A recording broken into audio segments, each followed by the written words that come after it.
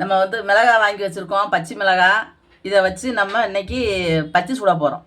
இது பெருசு பெருசாக இருக்குது. இதை இப்படியே நம்ம மாவுக்குள்ளே முக்கி எண்ணெயில் போட்டோம்னா 1 லிட்டர் எண்ணெய் கூட காணாது. நல்லா பெருசாக இருக்குது. அதனால நம்ம வந்து ஃபஸ்ட்டு இது இப்படி வெட்டிக்கிடுவோம், 2ஆக வெட்டிக்கிடுவோம். ஏன்னா ரொம்ப நீளமாக இருந்துச்சுன்னா நமக்கு வந்து அந்த இப்படி முக்கி போட்டு பொரிக்கும் போது எண்ணெய் நிறையா தேவைப்படும். இப்படி வெட்டி வச்சுக்கிறோம். பச்சி சுடுறதுக்கு பச்சை மாவு வாங்கி வச்சுருக்கோம். இப்போ கொஞ்சம் தண்ணி ஊற்றிக்கிடுவோம். நம்ம பச்சை மாவு வந்து எல்லாமே அதில் போட்டிருக்கும். அதனால் நம்ம வேறு எதுவும் சேர்க்க வேண்டியது இல்லை. அப்படியே தண்ணியை ஊற்றி கரைக்க வேண்டியதுதான். அப்படியே மிளகாயை முக்கி முக்கி போட வேண்டியதான் எண்ணெயில்.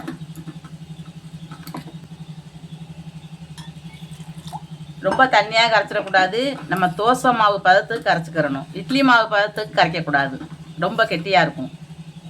இது வந்து நமக்கு கடையில் வாங்குகிற மாவுங்கிறதுனால உள்ளுக்குள்ள வந்து நமக்கு உப்பு, காரம், நம்ம அதனது பெருங்காயம் எல்லாமே போட்டிருப்பாங்க.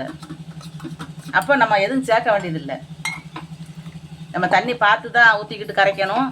ரொம்ப தண்ணி ஆயிடுச்சுன்னா நமக்கு பச்சை மாவு வந்து நம்ம எப்பயுமே ரெடியாக வச்சுக்கிட்டு இருக்க மாட்டோம். இதெல்லாம் பாக்கெட்னா கடையில் வாங்குறது தான். ஒரு பாக்கெட் வாங்குவோம், இல்லை 2 வாங்குவோம்.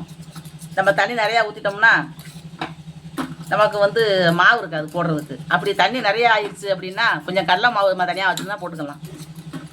நம்ம பச்சை மாவு கரைச்சி வச்சுருக்கோம். கரைச்சி இப்படி டம்ளரில் ஊற்றி வச்சுக்கிறணும். டம்ளரில் ஊற்றி வச்சுக்கிட்டோம்னா நமக்கு வந்து அதை முக்கி போடுறதுக்கு சரியாக வரும். இல்லைன்னா என்ன ஆகும், பெரிய பாத்திரங்கும் போது உள்ளுக்குள்ளே முங்காது. இதுனா நம்ம வெட்டி வச்சுருக்கிற மிளகாய் எடுத்து அதில் முக்கி அப்படியே தூக்கிடலாம். அப்படியே எண்ணெய்களை போட வேண்டியதுதான். இப்போ நம்ம எண்ணெய் காஞ்சிக்கிட்டு இருக்கு. அகலமான பாத்திரம் எண்ணெய் ஊற்றி வச்சுருக்கோம். இப்போ நம்ம பச்சையை போடுவோம்.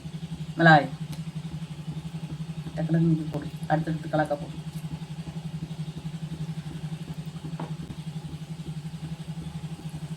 இது வந்து சின்ன பிள்ளைய கூட சுட்டுறலாம், பசங்க கூட அந்த மாதிரி சுட்டு சாப்பிட்லாம்.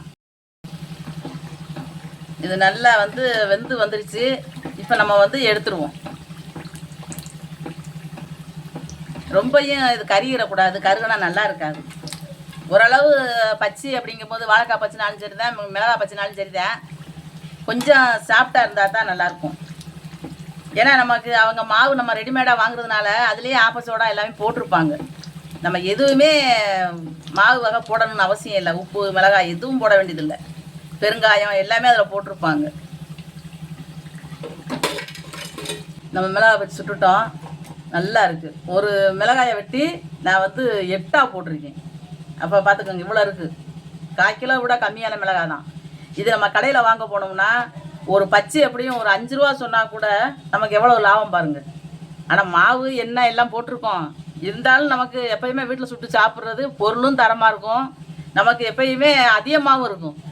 நம்ம கடையில் வாங்கிட்டு வந்தோம்னா நான் ஒரு 10 பச்சை வாங்கிட்டு வருவோம், ஆளுக்கு 2 சாப்பிடுவோம்.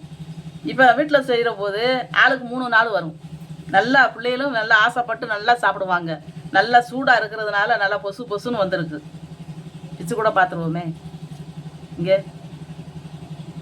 கூடு மாதிரி நல்லா இருக்குது.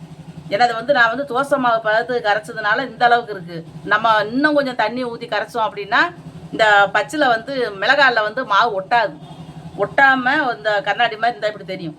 இந்த மிளகாய் வெளியில் தெரியும் பச்சையாக. இந்த மாவு கெட்டியாக இருந்துச்சுன்னா இந்த மாதிரி நல்லா உருண்டை உருண்டையாக வந்துடும். இன்னும் கெட்டியாக நம்ம கரைச்சிட்டோம் அப்படின்னா நமக்கு உள்ள மாவு வேகாத மாதிரி நல்லா தொட்டு பார்த்தோம்னா பனியார மாவு மாதிரி இருக்கும். பார்த்தா கூடு மாதிரி இருக்கணும். நம்ம வந்து பிச்சு பார்க்கும்போது நல்லா கூடு மாதிரி இருக்கணும் மிளகாய் பச்சு. அப்போ தான் சாப்பிட்றதுக்கு நல்லாயிருக்கும். நல்லா முழுசாக எடுத்து சாப்பிட்றதுக்கு நல்லாயிருக்கும். இந்த அளவு மிளகாய் நம்ம கடையில் வாங்கினோம் அப்படின்னா 10 12 மிளகாய் நிற்கும் 1/4 கிலோவுக்கு.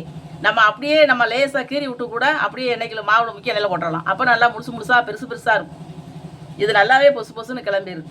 இந்த மாதிரி நீங்களும் வீட்டிலையே டீ காப்பி போட்டு வச்சுக்கிட்டு சொந்தக்காரங்க வந்தால் தான் நம்ம செய்யணும், விருந்தாளி நம்ம வீட்டுக்கு வந்தால் தான் செய்யணும்னு அவசியம் கிடையாது. நம்ம எப்போ நமக்கு தேவையோ, சனி ஞாயிறு நம்ம வீட்டில் லீவில் இருப்போம், பிள்ளைய வந்து ஸ்கூல் விட்டு வருவாங்க, எல்லாருமே மொத்தமாக அப்படி உட்காந்து நல்லா டீ காப்பி இல்லை பூஸ்ட்டு ஏதோ ஒன்று போட்டு வச்சுக்கிட்டு இதை கடிச்சு சாப்பிட்டுக்கிட்டு குடித்தா ரொம்ப நல்லாயிருக்கும்.